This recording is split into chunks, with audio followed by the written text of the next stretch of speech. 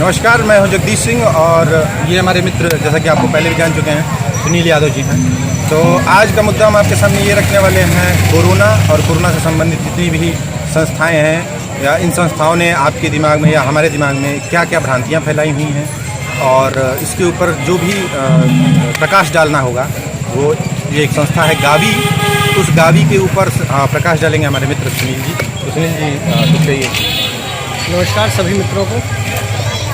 आज की जो हमारी वीडियो शूट है वो चाय पे चर्चा के दौरान है और आज का वीडियो शूट हम लोग जो बालेश्वर मंदिर है, शहर का प्रख्यात मंदिर, उसके पास शूट कर रहे हैं।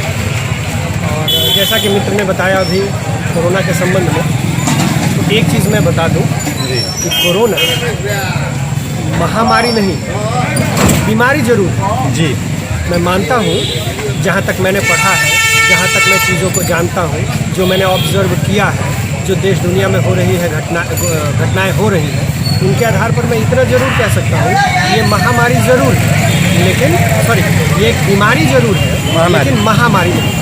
इसको जिस तरीके से रिप्रेजेंट किया गया है, जिस तरीके से प्रोजेक्ट किया गया है पूरी दुनिया के सामने, हमारे सामने, निश्चित तौर पर मैं ये कह सकता हूँ कि ये एक बीमारी ज़रूर है, लेकिन महामारी है। इससे मैं सहमत हूँ क्योंकि मैं आपकी बातें सुन चुका हूँ, लेकिन अभी हम लोग फिर डिस्कस करेंगे क्यों है, जानिए।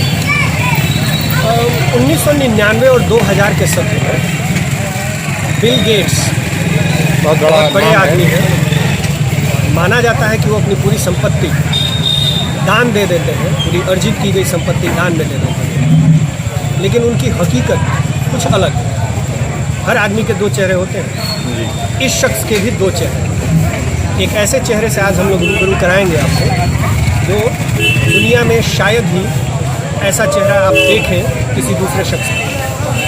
तो 1999 में बिल गेट्स की जो संस्था है, गेट्स एंड मिलिंडा फाउंडेशन, पूरी दुनिया में परोपकारी कार्य करने के लिए पूरी जो फाउंडेशन है वो फेमस है।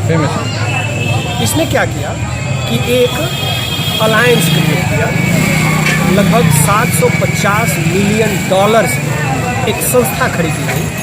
नाम था GAVI, गावी।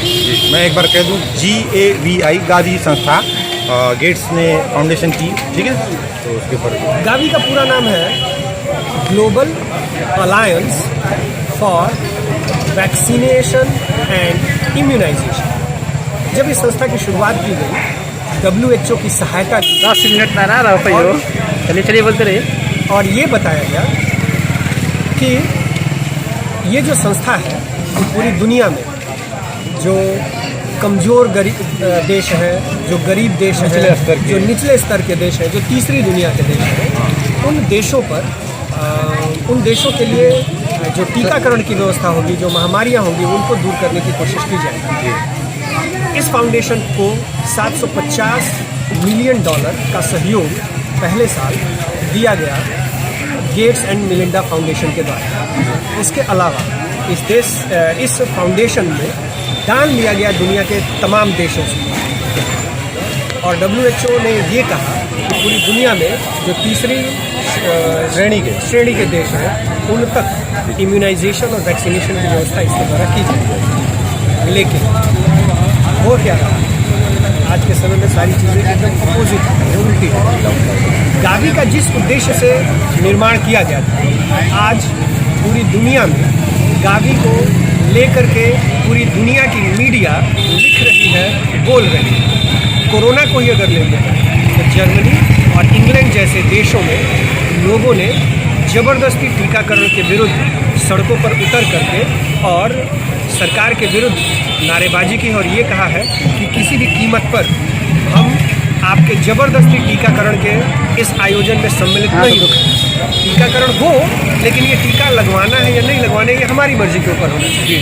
जबकि गावी, WHO और बिल एंड मिलिंडा फाउंडेशन, इन सबकी एक मिली भगत है, और वो ये कि पूरी दुनिया में इस वैक्सीन को ज़बरदस्ती, या ये कह सकते हैं कि इम्पोज किया जा रहा है, कंपल्सरी किया जा रहा है कि वैक्सीनेशन की जो व्यवस्था है वो पूरी दुनिया में हर एक व्यक्ति तक पहुँचाई।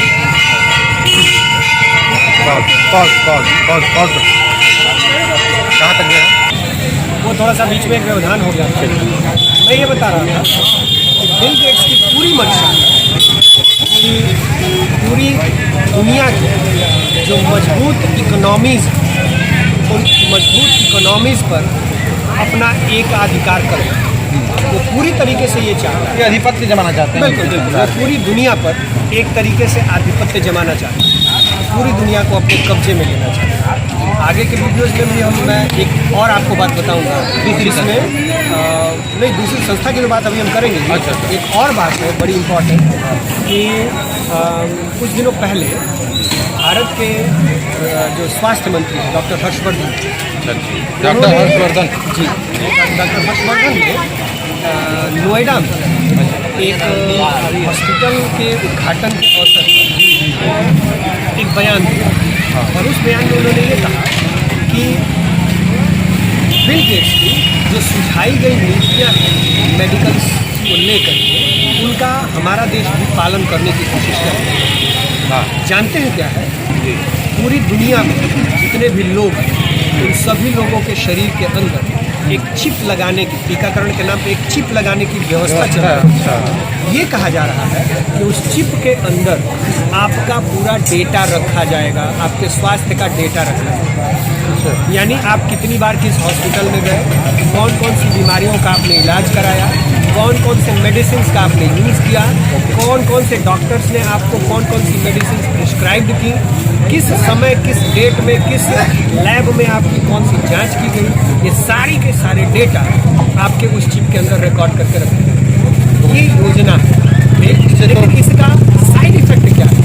साइड इफेक्ट ये है कि पूरी तरीके से दुनिया के हर इंसान के ऊपर वो कंट्रोल, वो क्या कहते हैं, एक तरीके से कंट्रोल करना चाहता है। मान लीजिए आपके शरीर के अंदर चिप लगा हुआ है, आप दूसरे देश की यात्रा करना चाहते हैं, आप वहाँ छिपके नहीं रह सकते क्योंकि आपका पूरा डेटा आपके उस चिप के अंदर पड़ा हुआ है और वो कनेक्टेड है डेटाबेस। सबसे बड़ी बात तो कहीं भी रहेंगे उस डेटाबेस के बेसिस पर आपको ढूंढा जा सकता है। आपकी प्राइवेसी खत्म, वही मैं कह रहा हूँ, प्राइवेसी तो पूरी खत्म हो जाएगी, आपकी प्राइवेसी पूरी खत्म हो जाएगी। तो पूरी दुनिया के लोगों को और दुनिया की जो मजबूत इकोनॉमीज है उसके ऊपर बिल गेट्स और उसकी संस्था पूरी तरीके से नियंत्रण करना चाहती है। उसका सिर्फ एक उद्देश्य है कि दुनिया की तमाम अर्थव्यवस्थाओं को अपने अंडर में ले आना, अपने कंट्रोल में ले आना।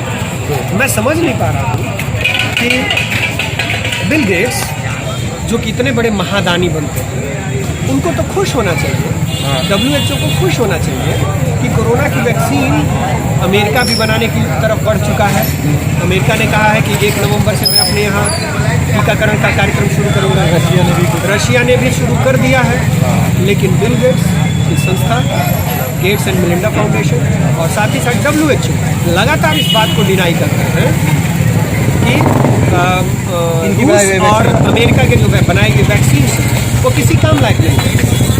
आप WHO के बयान शुरू से देख लीजिए, कभी कहता है कि मास्क लगाने से कोरोना दूर होगा, अगले ही पल कहता है कि मास्क लगाने का कोई बेनिफिट नहीं, कभी कहता है कि N95 सबसे बेस्ट मास्क है, फिर कहता है कि N95 मास्क का कोई यूज़ नहीं है, कभी कहता है कि सैनिटाइजेशन यूज़ करो, फिर कहता है कि सैनिटाइजेशन का कोई बेनिफिट नहीं है। कुल मिला करके कोरोना के नाम पर बहुत बड़ा गेम खेला जा रहा है और ये हमें तब पता चलेगा जब हम पूरी तरीके से किसी एक व्यक्ति के कब्जे में आ जाए, कंट्रोल में आ जाएंगे।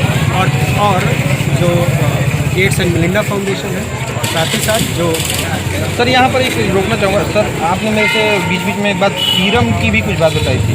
हाँ सीरम बिल्कुल। भारत का एक वैक्सीन बनाने वाली कंपनी है सीरम इंस्टीट्यूट जी, मिस्टर पूनावाला वो उनकी कंपनी है और उनकी कंपनी में दुनिया के जितने भी महामारियाँ हैं उन सभी महामारियों की वैक्सीन्स बनाई जाती हैं और दुनिया में 60% बच्चे ऐसे मिलेंगे आपको, चाहे वो किसी भी देश का, 60% बच्चे ऐसे मिलेंगे आपको जिसको सीरम इंस्टीट्यूट का टीका कम से कम एक बार जरूर है। ह्यूज नंबर, 60% बहुत बड़ा नंबर है। और आपको मैं बता दूं कि भारतवर्ष में सीरम इंस्टीट्यूट मौजूद है और जो बिल एंड मेलिंडा फाउंडेशन है, तो बिल एंड मेलिंडा फाउंडेशन का उसमें 60% का शेयरिंग है।